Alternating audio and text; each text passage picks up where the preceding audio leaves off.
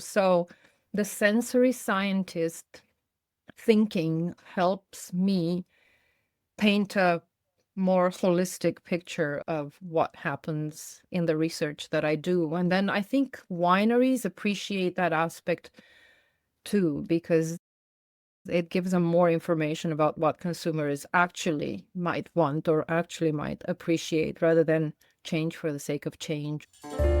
You've just heard Dr. Andreea Botezatu. She's the only extension enologist for the whole state of Texas. Our conversation took us from her unique career path, blending commercial winemaking, academic research, and sensory science, to discussing her current role in supporting her industry stakeholders and training the future generation of winemakers in challenging times. She shared her views on low alcohol and too high alcohol wines, what is missing in today's conversation about the importance of wine in our society, and how AI could help wineries collect better data to inform their decisions. I hope you will enjoy this conversation as much as I did.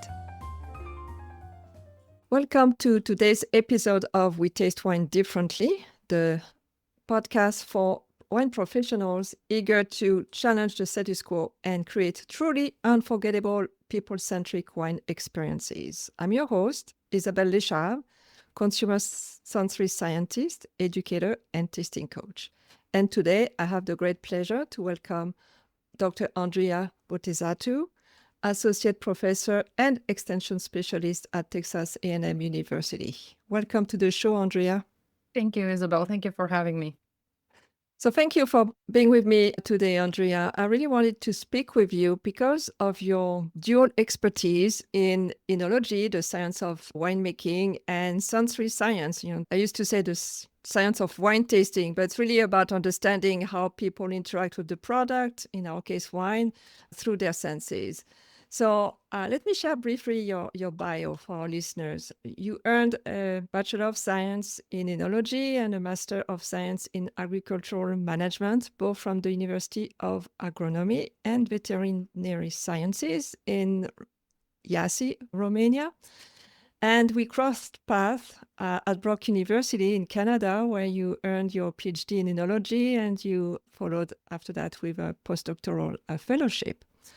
You also had several experiences in commercial winemaking in Europe and Canada, and now you're serving the Texas winemaking industry through applied research as well as through developing educational opportunities for current and prospective winemakers. So to me, it's really kind of a unique career path that blends academic research, academia, commercial winemaking, and extension services. So can you share, how these different experiences unfolded and really help you or prepared you to your role as an extension specialist in Texas? Certainly. So as you mentioned, I started in Romania. I studied horticulture there and I specialized in enology during university. And then I graduated. I started work as a junior winemaker. It would be assistant winemaker in the United States or North America. And one of the biggest winemaking companies in Romania at the time, it was called Vinia in Iași, the city where I studied. And at the same time did my master's degree in agricultural management. And I worked at Vinia for 2 years, and then I moved to a different production center in a different city as I moved places where I lived. That was a research facility for erosion, and as a erosion countermeasure, they planted a lot of vineyards and they were making wine, and so I was managing the winemaking center there as full winemaker. And from there, I immigrated to Canada and worked as winemaker at 2 Canadian wineries, Legend Estates and Flat Rock Cellars.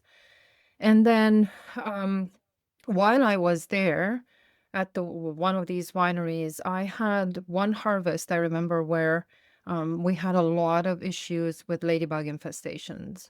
And at the time, it was a fairly new problem. There wasn't a lot known. There was some information, but not a lot. But we knew that ladybugs could be a problem. We just didn't know what to do to fix the problem. So as a winemaker, I had to deal with that. And that gave me a really powerful lesson of how difficult this problem can be. And then I went on to have my son. So I took a break from the industry to have my son.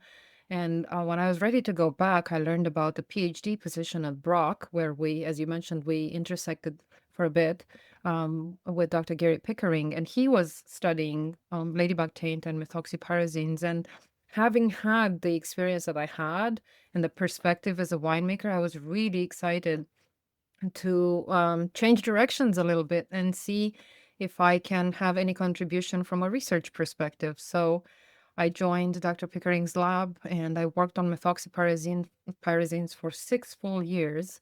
As you That's know, dedication. That's dedication. Yeah.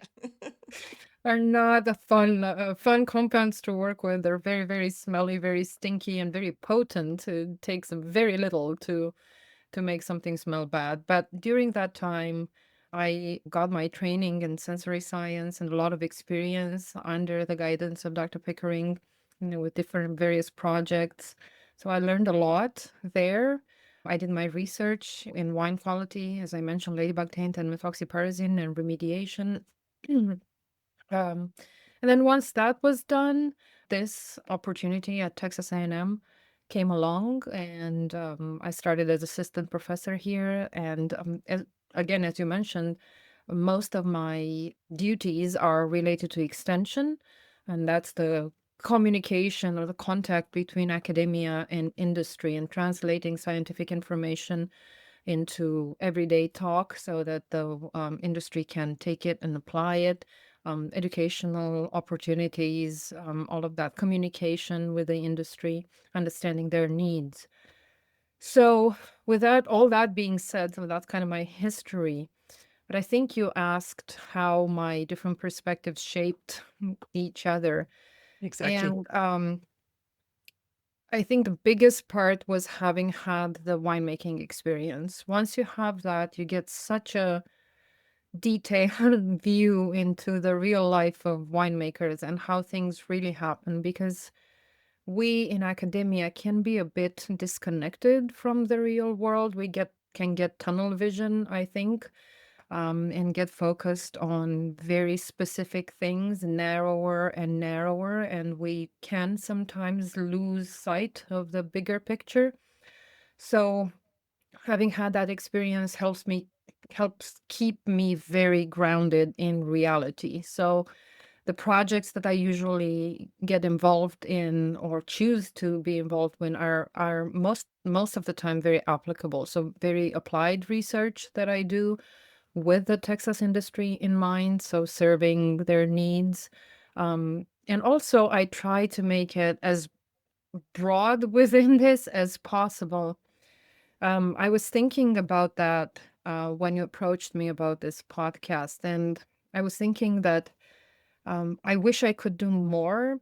Having both the practical experience and the academic experience, I have to choose sometimes what I focus my time and resources on, because as you know, in academia, funding can be a problem, and you have only so much time and so many resources. So sometimes I have to say no to some projects that are really important for certain winemakers here, but because they're so limited in scope, I have to focus on the bigger picture and try to serve as many stakeholders as possible. And that kind of pains me. I wish I could do more, and I wish sometimes I could be more specific, but I can't always. And I think that's from the winemaking academia side. Now, if we bring the sensory aspect in, of course, that helps even more in terms of industry and in terms of research. As an enologist, one might be tempted to focus on chemistry or microbiology a lot, but chemistry, we can do a lot of research in enology, and we can be very, like I said, very specific and look at very narrow things. And we can get a lot of data in terms of chemistry. But for a while there, I think the research stopped there. Um, we see beautiful, significant differences or not in our studies. We see that this is higher than that, and that's lower than the other, and so on and so forth. But no, you have to take it a step further to see, okay, but does that actually make a difference in term of the sensory profile of the wine, right? So the chemistry is not always enough. It can give us some insight into what's happening there, but it's not all the insight that we need, again, from a practical perspective. And then you can look at that information and you can, putting the sensory scientist hat on, okay, you can ask several questions. Okay, did that make a difference, right? And then you can try to apply the sensory tests that will tell you if there's a difference or not. And if there's a difference, okay, what is the difference?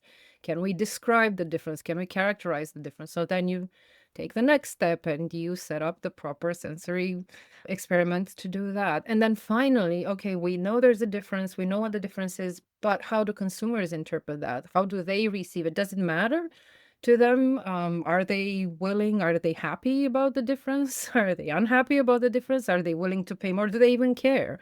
So the sensory scientist thinking helps me paint a more holistic picture of what happens in the research that I do. And then I think wineries appreciate that aspect too, because it gives them more information about what consumers actually might want or actually might appreciate, rather than change for the sake of change, or, Yeah. novelty for the sake of novelty.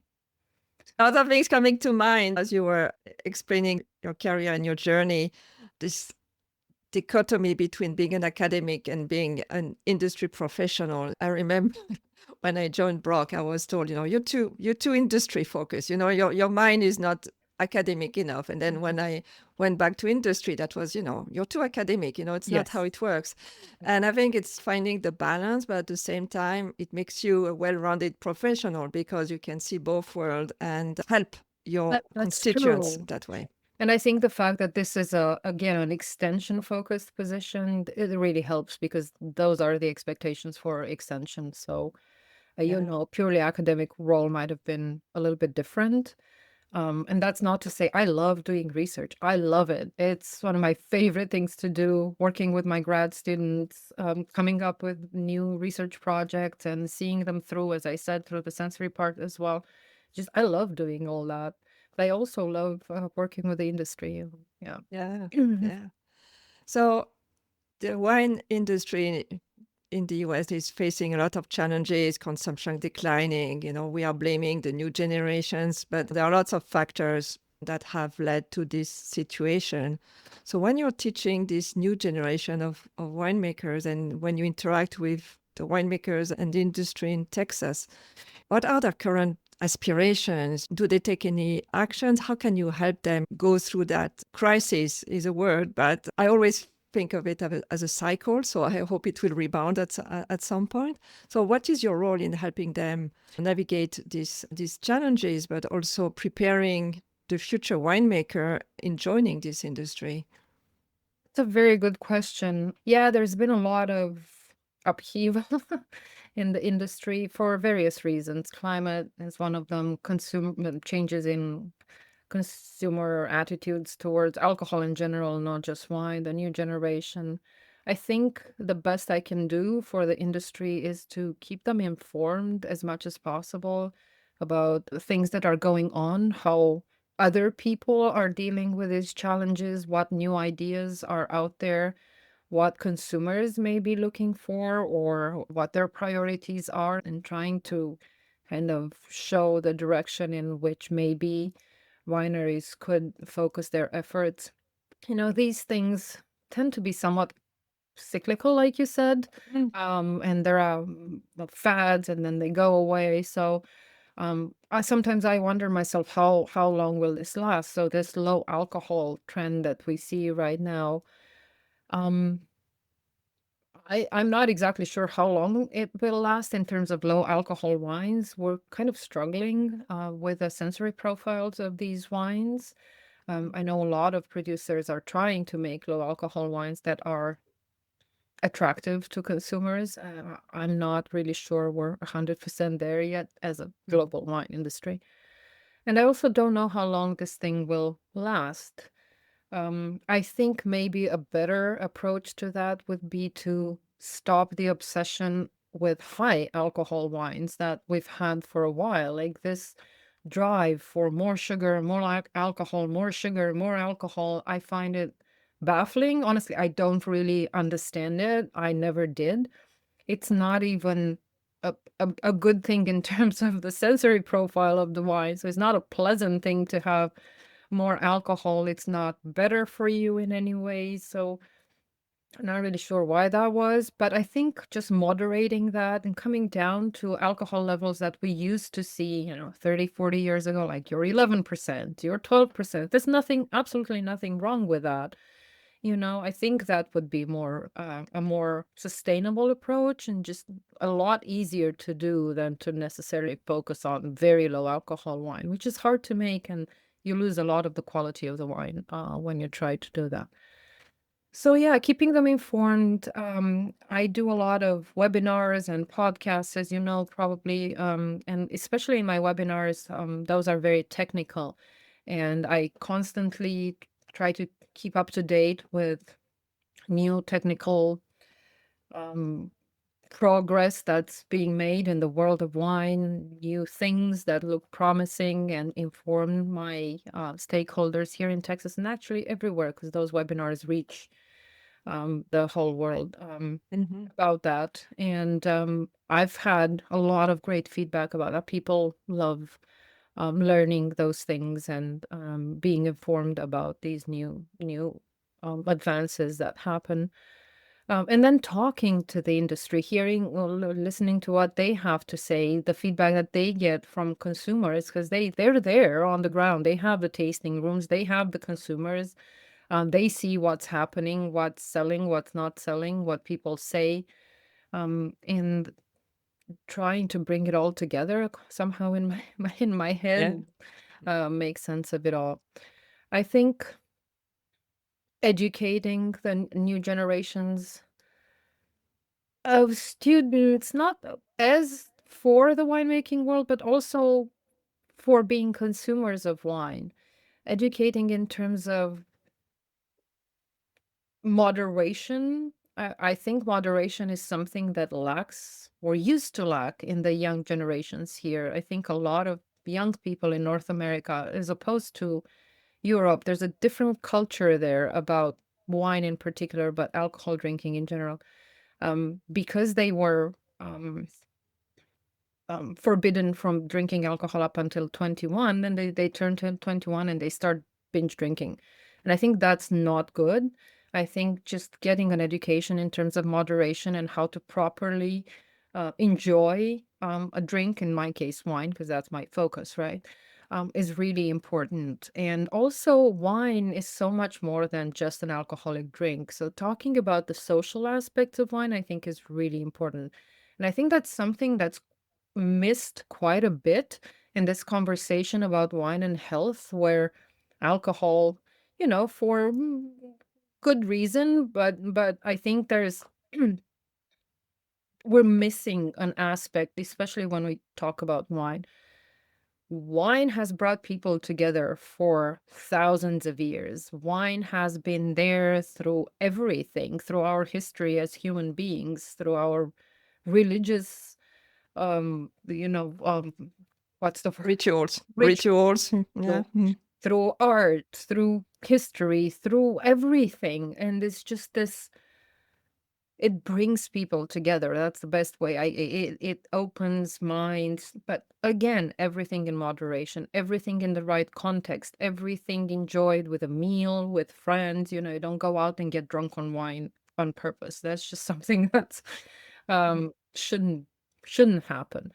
So I think educating people about that is important as well, to look at wine differently, to see the story behind the product. I think we're missing that. I think we're missing that aspect in this conversation. And how do you include those messages in your teaching, or do you have the Yeah, opportunity to I do mean, I that? teach a lot about the history of wine. I try to incorporate as much as I can, Mhm. quotes from writers or poets or examples of where wine appears in art. And if you listen to my podcast, I do a lot of that because I think it's really important to communicate that to the wider audience. I talk a lot about wine history, wine archaeology, wine and art, all of these aspects. I try to bring them all in a one place, the wine lab. Yeah, yeah. No, that's great. And we'll make sure to give the link to your podcast and your webinars in Well, the show note because these are great resources. they're very Absolutely. different. Thank you. They're very different. Like I said, the webinars are very technical, very technical. They're all winemaker focused, and there's a lot of chemistry and processing there. The podcasts are a lot friendlier, and they're for a much broader audience, but they have Yeah. some science in there as well. Yeah. Well, it's called the lab, so you Yeah. need to have some Yeah. science. Yep. Yep. So you talk about your extension activities, etc., that you're focusing on research. So moving from ladybug research to hot climate research, which I think is your focus, what did you need to learn from this new environment, being in Canada, ice wine country, and beautiful wines, by the Mhm. way, Mhm. and going to Texas, where the challenges are completely different. How did you adapt to those new conditions and learn quickly to serve your constituents? Right. So very different issues indeed. Canada is a cool climate, whereas Texas is a hot climate. Canada, high acidity, Texas, low acidity. So very different ends of the spectrum, different varieties that perform well. So what I did was when I started this position, I took the time, a few months, just to talk to the industry, to just to travel. Texas is a huge state, right? And I'm the only enologist in the state of Texas. I'm Wow. the state enologist for All right. Texas. So I had to travel a lot and meet with a lot of people and talk to them and really hear what they had to say and understand what the issues are. I kind of centralize all that information. I did some surveys that I sent out to the industry, trying to figure out what their top priorities were in terms of wine quality and how I can help with that, what I should focus my energy on. And it became pretty clear pretty quickly that the most important one was managing wine acidity here and pH.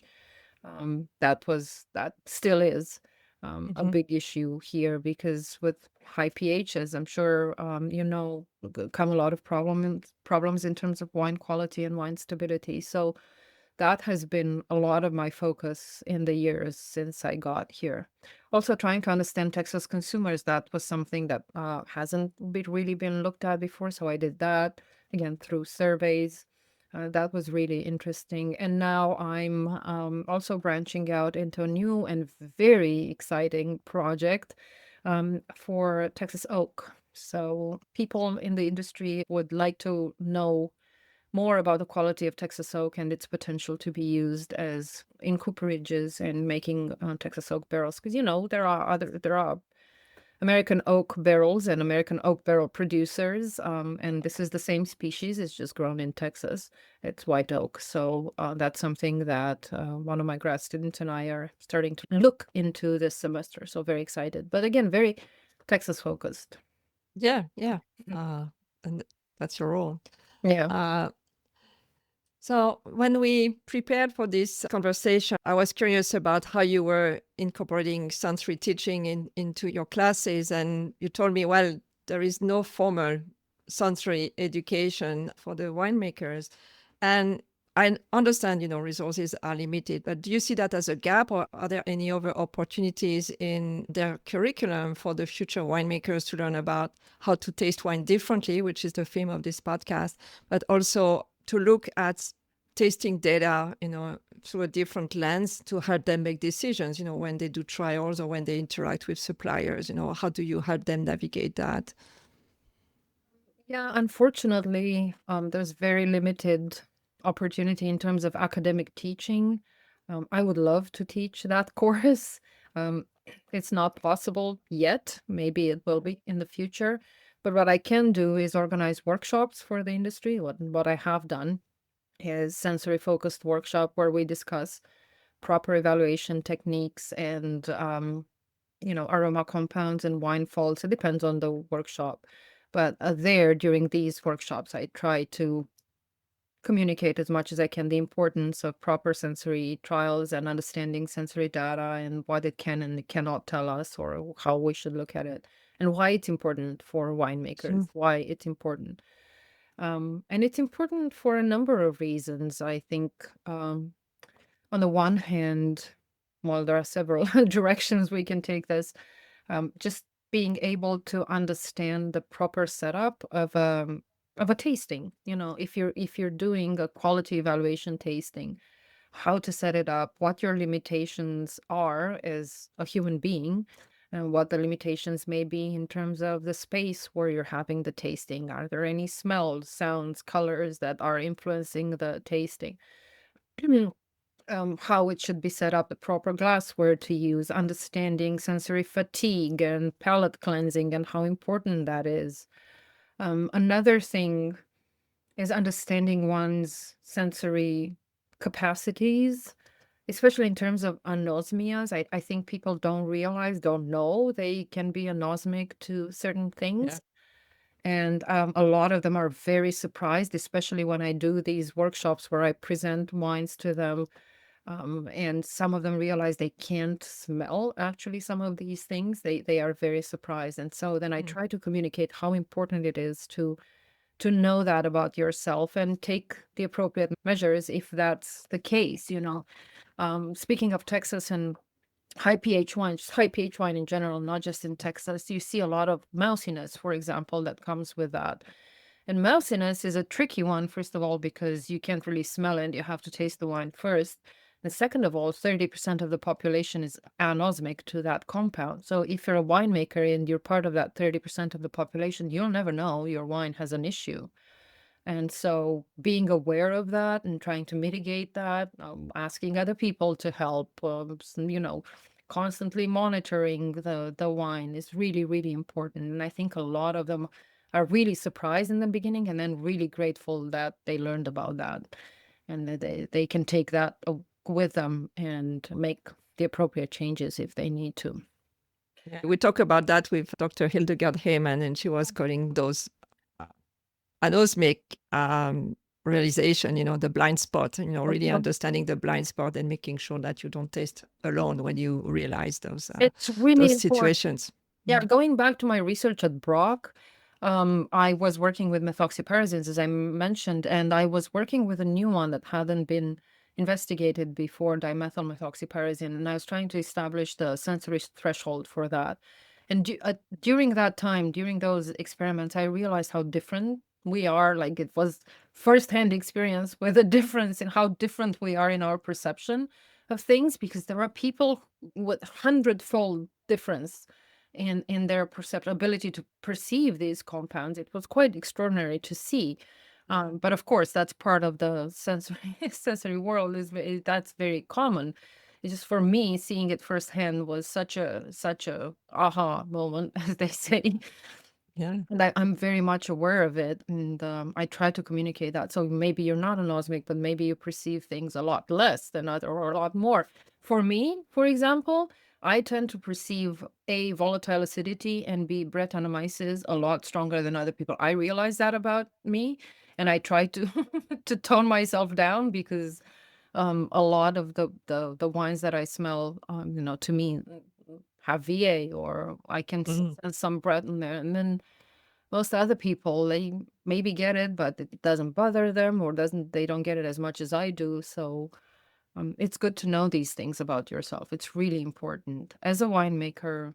And then what about wine competitions? And well, that's another thing that um, I was thinking about when you asked me if these things can clash with each other, the sensory experience and the winemaking and the academic. And the only thing I could thought, the only instance I could think of them clashing is wine competitions, which Yeah. I don't do, because I know myself.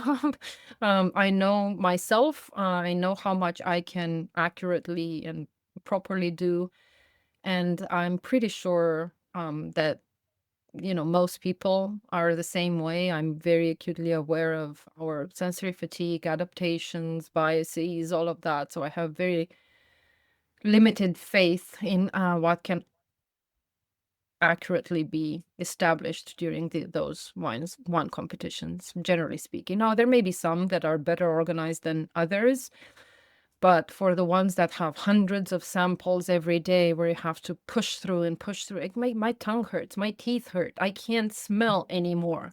I'm fuzzy in my brain. And I can't expect myself to be proficient and do well. So Yeah. that's where Well, of course, I mean, there are, the good guys and the bad guys. I've been to competition where people were starting their journey sipping a cup of coffee and then going and taste wine, yeah, yeah. and others where we had enough breaks. And I'm currently training with the American Wine Society judge certification just to go through the Mhm. process. And I realized that their process is pretty well grounded in good sensory science in terms of descriptions, in terms of how they discuss the terminology, what they perceive, how they describe the wines, and how they rate. But I want to see that in the real world. Yeah. But just relying on three people or five people to judge a wine and having hundreds of wine, just in a sense, it's kind of an outlier in the sensory world. I mean, sensory scientists have hard time understanding it. And I talked to one judges and I said, well, you just push through. You can't. Yeah. You can't push through. I mean, you It's can physically do it, but your evaluations are not going to be accurate. They're just not. I, yeah. I don't think they can be. And this is us with a lot of training and a lot of awareness of what's happening and how things should be done correctly. But a lot of these competitions have people with no training, no sensory training. One thing that may challenge the competition is that I read more and more that the new wine consumers don't really pay attention to those awards and medals, and they rely more on the friends' recommendation or third-party recommendation more than those what used to be like signals of quality. So that might challenge a little bit the commercialization and the realization of That's true. competition. And people So usually want a story with a wine, not just yeah, the wine. I think, again, going back to what I was saying earlier, the social component of wine consumption and the story that goes with the wine are really important parts that we sometimes may be missing. And I think yeah. a bit more effort should be focused towards that from the winery side and Yeah, communication. yeah. Well, talking about communication, just want to get your perspective on Texas wines. I'm very unfamiliar with Texas wines. I recognize and I'm due to a visit. So if I gave you 2 minutes to teach me how I could get better acquainted with the wine region and its wines, what would you recommend? Wonderful question. Oh, I love to talk about that. So, the industries here is relatively new, maybe 40, 50 years old, but it has grown tremendously. We have about 900 winery permits now and probably about 4 to 500 active producing wineries in the state and spread out through the state. Most of them are in the Hill Country region of the state, Austin and western side of Austin towards Fredericksburg, and in the northern side of the state around Dallas. And then there are some towards the Gulf Coast, and those ones mostly use two hybrids that are Pierce's disease resistant to make most of their wines, simply because the disease pressure on the eastern side towards the coast is a lot higher than on the western side, where it's drier, so there's less disease. Most of the grapes are grown in the high plains, which are in the western side of the state, where the elevation is higher, the air is drier, the disease pressure is a lot lower. So the conditions are much better for growing grapes. And most of those grapes then travel to the wineries to be processed. And Texas has some very interesting varieties. So when it started, of course, the it started with the typical varieties that you might suspect, the Cabernet Sauvignon and the Riesling, the Pinot Noir. But those don't do as well here as they do in cooler regions. Pinot Noir, for example, yeah, that doesn't really do great here. It can grow, it just doesn't express fully. And so for a long time, the industry tried to learn what varieties do best here. And I think we're at a point now where we figured that out. So the varieties that work best here are usually southern varieties, or southern European varieties. So your Vermentinos or Montepulciano, Tempranillo, Spanish varieties, Portuguese varieties, Italian varieties, those do better here. And then varieties that traditionally have a high acidity, um, here are a lot mellower. So in terms of white wines, my very favorite white wine in Texas is Picpoul Blanc.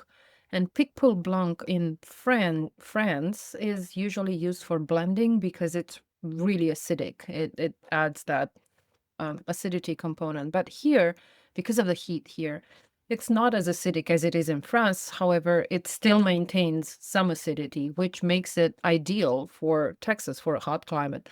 And I find that the Picpoul Blancs here are absolutely lovely. So one of my favorite whites. Another one would be Vermentino for the same reasons. It manages to maintain some acidity and some freshness.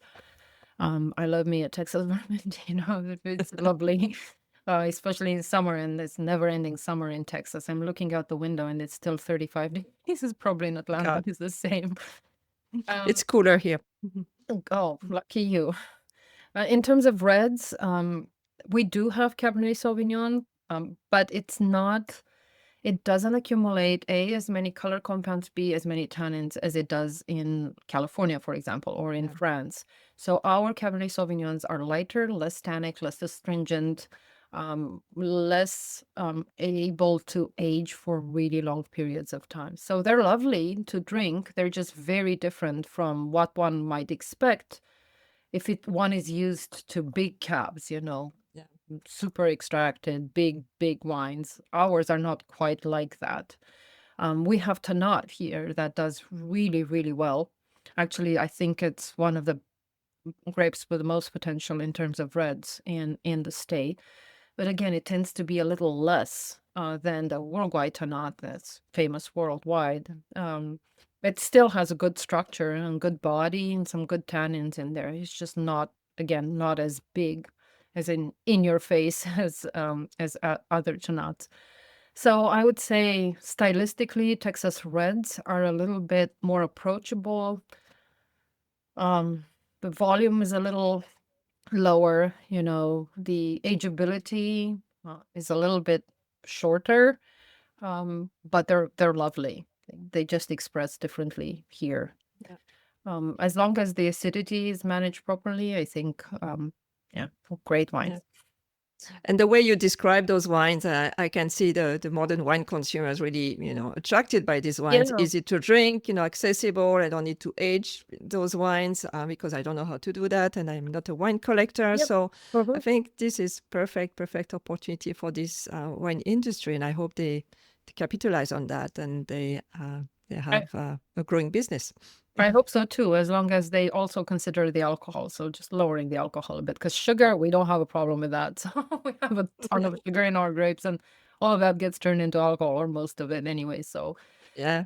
we have quite the wines are quite alcoholic.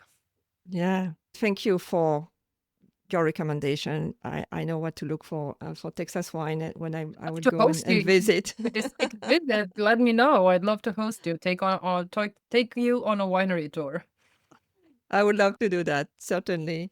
My last question would be really going back to sensory and consumer science. And really, the goal of this podcast is to raise awareness about what we do as consumer sensory scientists, but also to bring the research or contributions of people like you to the forefront and to the wine industry on a larger scale.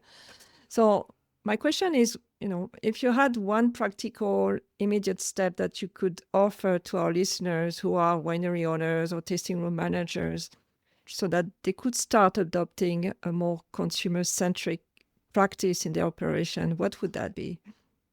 Well, for sensory, it's easy, get to know yourself.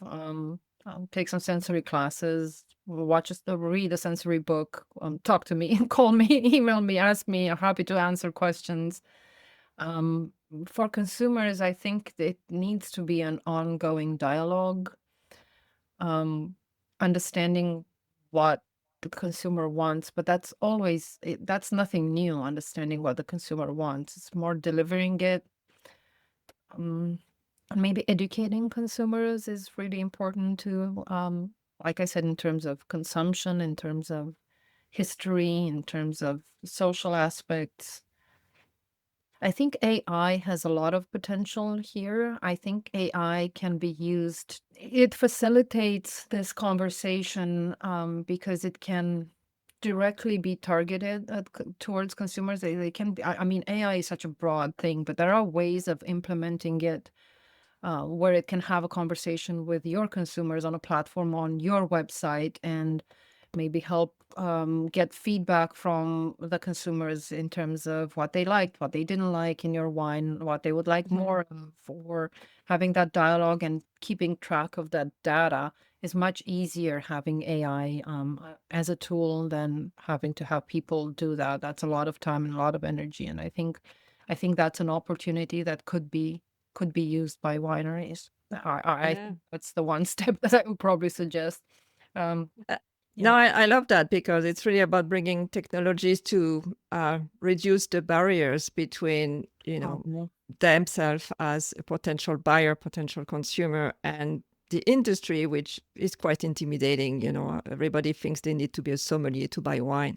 So I think I love this idea of using technology to make it more accessible and remove that education barrier and getting the data, as you said, because once you yeah. have the data, you can look at them, look at patterns, and inform your decision. Try to adapt your offering, use the communication, the words that consumers are using to I know. reflect that back to them. Mhm. So And the I love that. occasion is when they drink their wine. When did you drink the wine? You bought this and this from us. What was the occasion? Did you have a meal that you paired it with? Was it a birthday or whatever? You can get so much information. And if AI is good at anything, is good at data and centralizing and analyzing and classifying data. So it makes it really easy to access and to interpret. Yeah, the feedback loop is often something that people don't think about. They just think about the transaction you're selling, Yeah. but the feedback loop from the consumer is where you learn a lot. That's And it. definitely love that. So we will work on that. Thank you, Andrea. Any final thought before we wrap up? My main preoccupation these days is really this part of the wine that we forget about, that this friendship part, this human part, this storytelling part. And if I leave the listeners to anything, is I would like to leave them with that and just think about it as a part of our human experience and not necessarily just an alcoholic drink. Yeah, thank you for On that. its own. And I wanted to say thank you for having me. I mean, we crossed paths when I was a PhD student, so I was just beginning my academic career, and now I'm a guest on your podcast. So that was, I'm very excited. I was very excited about that. I'm very grateful. So thank you for having me. Oh, you're very welcome, Andrea. And yeah, I love your work. And let's continue our conversation. If I can help you out, I would love to do that. Thank And you. certainly, I will make available your webpage, the webinars, and the podcast link into the show note. And I wish you all the best in your continuation of your career and teach those students how to taste and support the wine industry as you continue to do. So thank you so much.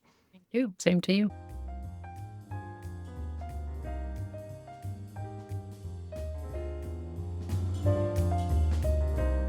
And that's it for today's episode of We Taste Wine Differently. If you enjoyed it, please subscribe or follow the show wherever you listen to podcasts. If you want to learn more about how I can help you and your team implement a sensory-driven tasting experience, visit my website at InnoVinum.com. It's INNOVINUM.com. And have a gift waiting for you there. It's a free resource to discover the 5 mistakes turning guests away and how to fix them fast. It includes a tool to assess practices in your tasting room. You will also find the direct link to download this paper and the tool in the show notes. À bientôt!